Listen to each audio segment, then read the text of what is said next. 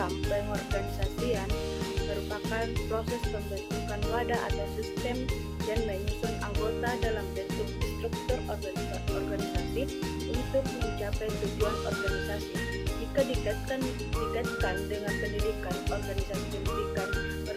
organisasi adalah tempat untuk melakukan aktivitas pendidikan untuk mencapai tujuan pendidikan yang diinginkan. Sedangkan pengorganisasian adalah sebuah pembentukan tempat atau sistem dalam rangka melakukan kegiatan kependidikan untuk mencapai tujuan pendidikan yang diinginkan. Selanjutnya, elemen utama organisasi pendidikan.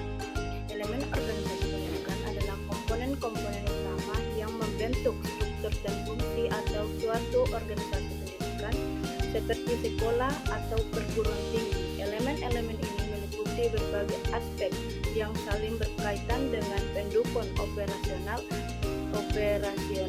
serta tujuan pendidikan. Berikut ini ada beberapa elemen kunci dalam organisasi pendidikan, yaitu 1. Visi dan misi, 2. Struktur organisasi, 3. Kurikulum dan pembelajaran, 4. Sumber daya manusia, 5. Sumber daya fisik, 6. Proses administrasi, 7. Kebijakan dan regulasi, 8. Evaluasi dan penilaian, 9. Komunikasi dan hubungan. Selanjutnya, jenis-jenis organisasi pendidikan. Jenis-jenis organisasi pendidikan. Pendidikan secara umum terbagi menjadi dua, yaitu organisasi formal. Organisasi formal adalah organisasi yang dicirikan oleh struktur organisasi. Keberadaan struktur organisasi yang menjadi pembeda utama antara organisasi formal atau informal. 2. Organisasi informal.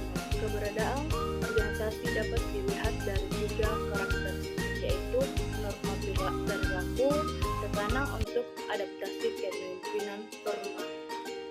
Selanjutnya, hubungan antara organisasi dan kepemimpinan pendidikan,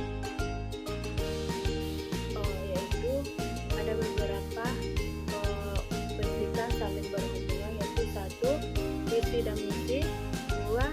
Pengambilan keputusan, 3. Manajemen sumber daya, 4.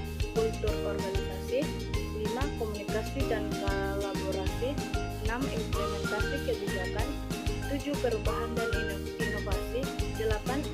Evaluasi dan pengembangan, 9. Pemberdayaan dan motivasi. Selanjutnya, tinjauan sekitar konsep visi.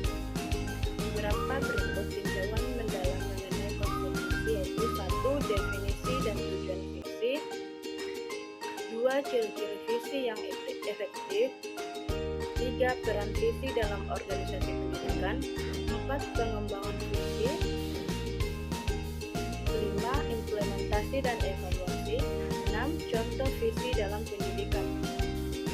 Selanjutnya, pemikiran Paulo Freire mengenai pendidikan. Pendidikan bagi Paulo Freire merupakan proses humanisasi, yakni proses untuk memanusiakan manusia. Upaya humanisasi harus diaktualisasikan dengan tujuan melawan proses dehumanisasi. Pendidikan yang selalu digagas oleh seseorang Freire adalah pendidikan humanis, di mana pendidikan humanis merupakan bagian dari filsafat humanisme.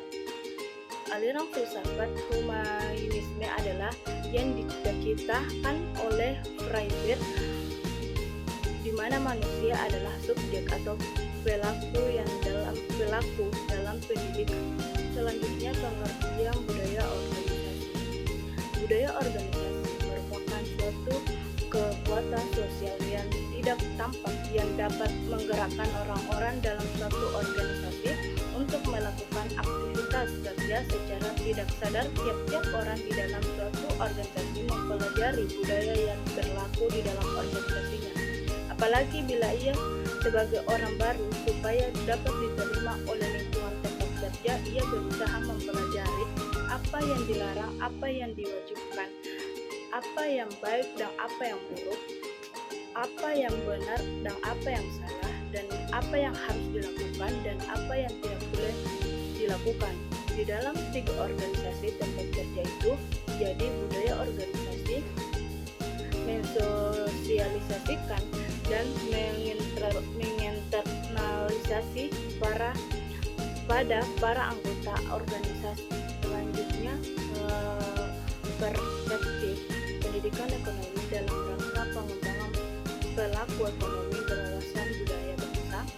Perspektif pendidikan ekonomi dalam rangka pengembangan pelaku ekonomi yang berwawasan budaya bangsa mengacu pada pendekatan yang mengintegrasikan prinsip-prinsip ekonomi dan pemahaman dan perhargaan terhadap budaya lokal dan nilai-nilai bangsa. Hal ini penting untuk memastikan bahwa pengembangan ekonomi tidak hanya fokus pada pertumbuhan materi, tetapi juga menjaga identitas dan keberagaman budaya yang menjadi bagian integral dari suatu bangsa. Berikut adalah beberapa aspek penting dari perspektif adalah: 1. Integrasi nilai budaya dalam kurikulum ekonomi. 2. Pengembangan keterampilan kewirausahaan berbasis budaya. 3. Promosi berkelanjutan dan berbudaya.